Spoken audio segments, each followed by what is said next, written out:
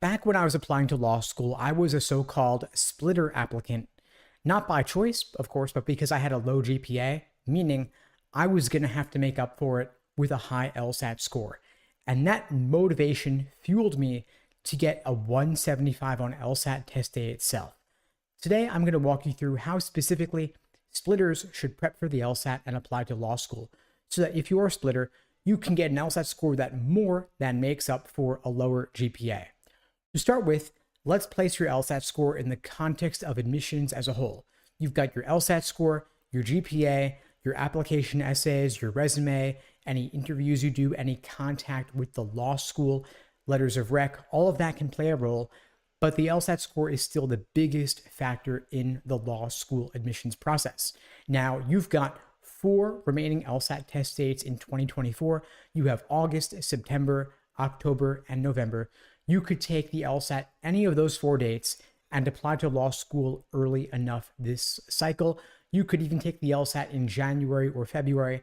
That would not be too late. Now, of course, the LSAT changed this year in 2024, the biggest change to the LSAT in over 30 years. They removed the logic game section and replaced it with a second scored logical reasoning section.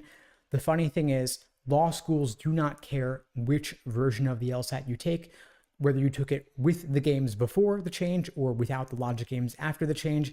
It's all the same to them.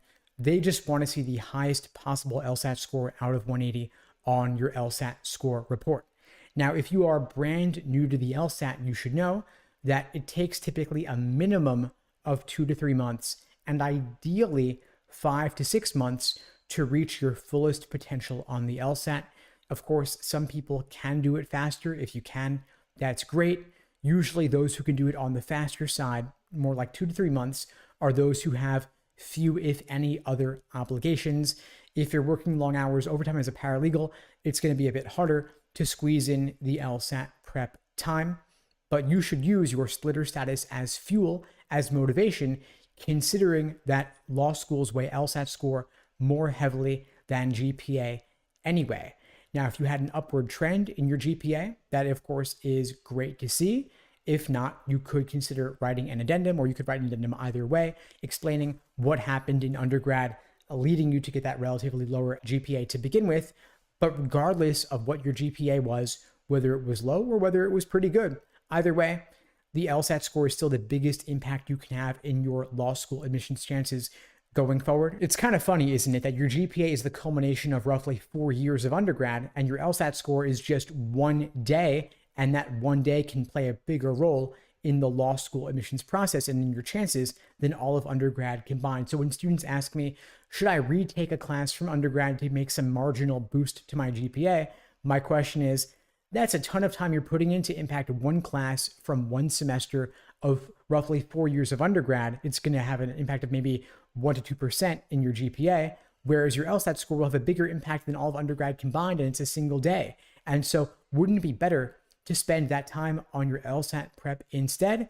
You aim for the LSAT in August or September or what have you. You could take it once or twice, 3 times, it's okay. Law schools do not average multiple LSAT scores, but rather they only take the highest score. So let's say you give it your all to take the LSAT in October, and then you feel it didn't go great. That's okay. Take it 1 month later in November, and you're still applying to law school this calendar year to start law school roughly 8-9 months later. It's totally fine. Law schools don't care because they have no reason to care. All they're going to care about is the highest LSAT score you have on your record, because that's what goes to US News for inclusion in the ever important US News law school rankings. And schools, of course, care about raising the LSAT score medians. And of course, law schools care a great deal about raising their medians because that's what attracts more applicants to the school going forward, or it attracts more money from donors as well. So let's look at how you're going to prep for the LSAT if you're taking it, say, roughly 4 months from now. I have a framework for LSAT study plans called the Laser Approach to LSAT Prep at LSAT Unplugged. We create personalized day-by-day study plans for all of our students whenever you're taking the LSAT, and they're based on my Laser Approach to LSAT Prep. LASER is an acronym standing for Learning, Accuracy, Sections, Exams, and Review. And so let's say you're taking the LSAT 4 months from now, you focus on phase 1, the L for learning, building a strong foundation in the LSAT, the different sections, and the different question types. That's month one. Month two is going to be focused on accuracy, drilling LSAT questions by type to better understand the proper perspective from which to view each section and each question type. For reference, there are roughly 15 different types of logical reasoning questions. Some, of course, are more important and more frequently appearing than others. For example, necessary assumption, inference, and flaw are the three most common ones you'll see, so you might want to devote a bit more attention to those when you're drilling questions by type. That's month two, drilling the A for accuracy. Then month three is S for sections, doing individual timed sections to work on your pacing. With standard timing, you're going to have 35 minutes per section. It's a pretty fast pace with which to solve roughly 25 questions per section. That's month three. Month four, the final month, is the E in laser for exams and endurance. You're going to ideally take at least 10 full-length timed practice tests, 1 or 2 per week at least, to build up your LSAT endurance, your LSAT stamina, so that ideally test day itself will feel like just another run through. This is month four, your final month. Now, mixed in throughout the 4 months is the R for review, the last phase of the laser approach. I've developed a framework for the review process called the Socratic review method to make sure that you are fully extracting all the value you can from every question you get wrong and every question that you have difficulty with, so that you can avoid making the same mistakes going forward, because every question you get wrong is an opportunity to learn something new. So with this Socratic review method framework, you're looking systematically at every single element of the question, the argument, the question stem and the answer choices, the tempting wrong answers, the unappealing right answers, leaving no stone unturned, so that you can course correct for the next practice test you take or the next question that you drill, because of course the LSAT repeats itself a great deal. It is a test of pattern recognition.